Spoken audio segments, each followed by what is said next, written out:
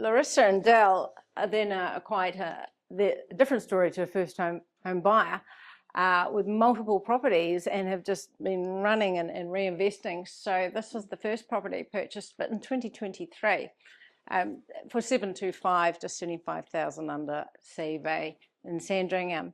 And then what you've done this year has been amazing, and this property is just around the corner from me, and I go drive past it and go in and have a look. And Ladies Mile, I bought this for 876,000 on a 1 million CV, just because it's such a good time to be buying.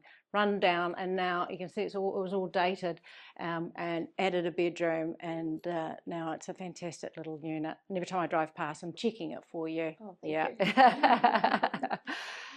And then they got pre-approval again, and off they went, and have just bought in August, double grammar zone, this little unit where the living dining area was big enough to move the kitchen in, and the kitchen became a bedroom. And it's in double grammar, so got that for 700 on a CV of 830. In fact, it was 700,888 because we do a lucky number. So it's psychological warfare. So Jason has all the psychological warfare negotiation tips. So yeah, let's talk about your journey. So tell us about yourself and why you got into property investing. I'm Larissa. I joined back in 2021 after going on one of these bus tours, and at the time I had a few properties, and we had just bought off the plan for a property in Henderson, and the other side of the story is we actually bought another one straight afterwards off the plans in Massey. So you'll see how it comes full circles in a moment. At that point when we went on the bus tour, there was a bit of a light bulb moment that had gone off, and I suddenly realized that this was the strategy that aligned the most with what I wanted to achieve long term.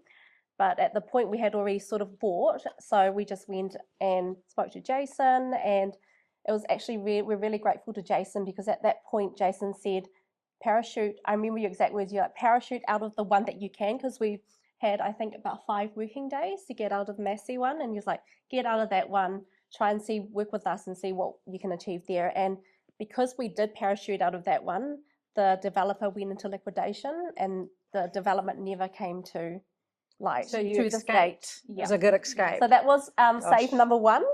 Yeah. So yeah, and I remember being on the bus tour, and Ron at the time had said, don't buy plaster homes, don't buy outside of central Auckland, and I was ticking off all those boxes in terms of what I had already done. So I thought, this is my opportunity to change the way that my strategy and my goals, change the way that I could meet my goals, and I was finding probably like a coach to help me through that journey. So what made you get into property investing? I think it's just more the prospect of financial freedom in the future, and just securing myself, because I know that a 9-to-5 job's not really going to really get there. It's really just finding other ways to invest my money, and property investment seems to be quite a good long-term way to do that. So you've been through the process a few times now, with us helping you buy, then our team goes in and all that. So how have you found that process? Oh, it's been great. I think it's just having Jason, like I send him a quick message and he'll reply right away with a long voice message explaining everything. He just takes the time and he understands your goals. And before you even need to ask any more questions, he already answered everything in the initial message. I think it's just getting the supportive team behind you has really expedited our investment journey, as you can see here. Like when we bought off the plan, we were held back for 1.5 years because of COVID. And we couldn't do anything, we couldn't buy. But once we joined Ronovationz, we bought 3 properties in 2 and a bit years.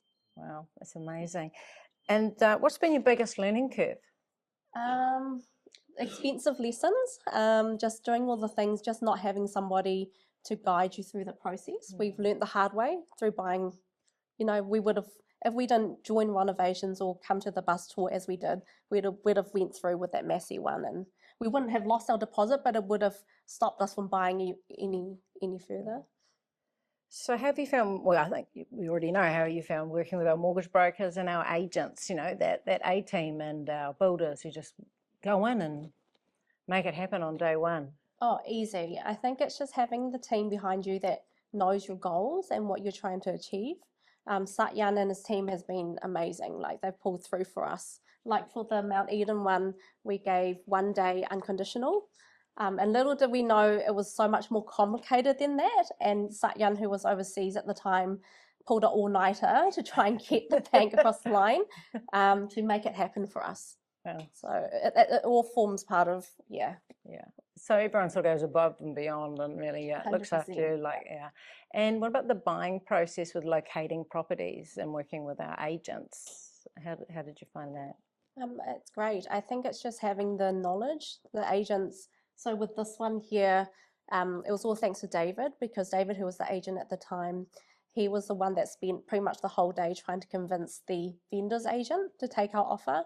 He was the one that said, add 888 to your offer, because the vendor is Chinese and it had been on market for a while, and he spent the whole day trying to convince them to say, look, take this offer. This is the best you're going to get. It's technically unconditional.